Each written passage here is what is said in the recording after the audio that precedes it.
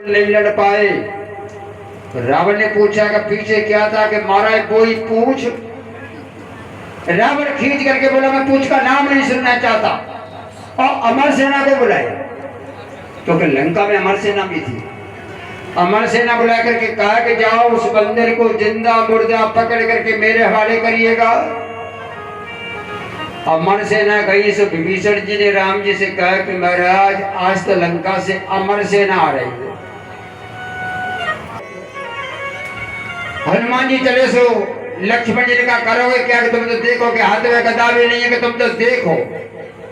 अब हनुमान जी जाकर के युद्ध में बैठे, अमर सेना आई, सोचा हनुमान जी ने कि इसको मरना तो है नहीं, सो इन्होंने लांगी लूंग लपेट, और हनुमान जी ने पूंछ में लपेट करके न तो हनुमान जी मुड़े न हनुमान जी लड़े, हनुमान जी आकाश में उड़े,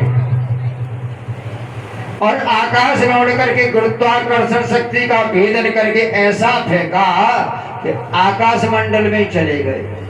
हनुमान जी उतर करके नीचे, हनुमान जी ने कहा कि राक्षसों को मारने का राम जी ने संकल्प कहाँ का लिया है, निश्चरहीन करो महि, पृथ्वी से निशाचरों का हीन करने का संकल्प लिया है, और तुम आकाश मंडल में बने रहो, हमें कोई चिंता नहीं।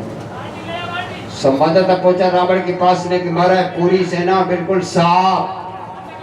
झूठ बोलते हो, पूरी सेना मर कैसे गई, कि महाराज बंदर के सामने ठहरना बड़ा मुश्किल का काम है, कि हमारी सेवा कैसे मर गई।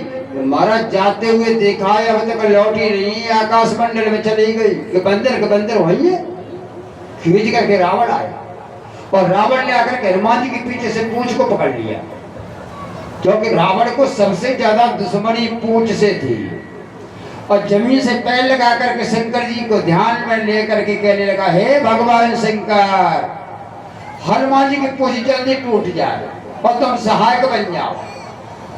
अब वो सोच रहा है कि बंदर जब मुड़ेगा तो पूंछ टूटेगी। हनुमान जी न तो मुड़े और न हनुमान जी लड़े, हनुमान जी फिर आकाश में उड़े।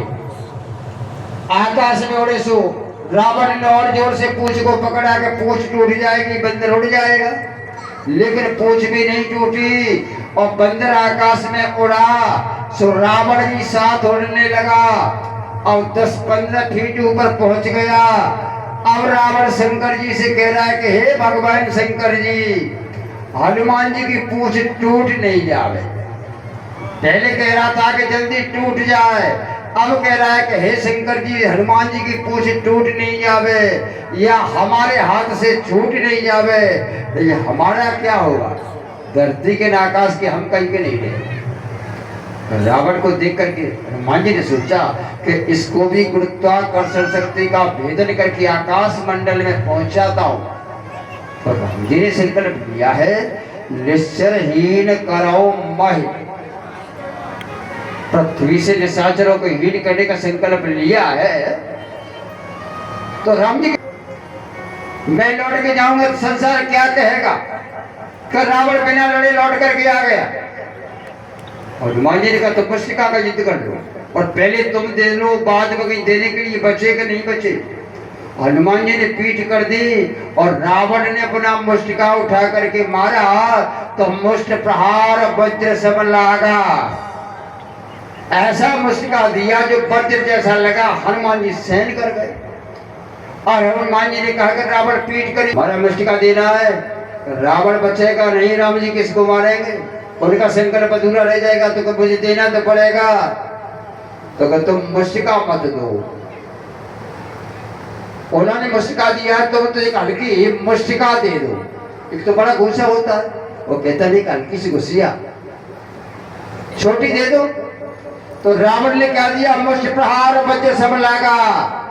और हनुमान जी क्या दे रहे हैं, बोले मुठिका एक महाकप्यहरी, और रुद्र बमत धरनी डनमनी।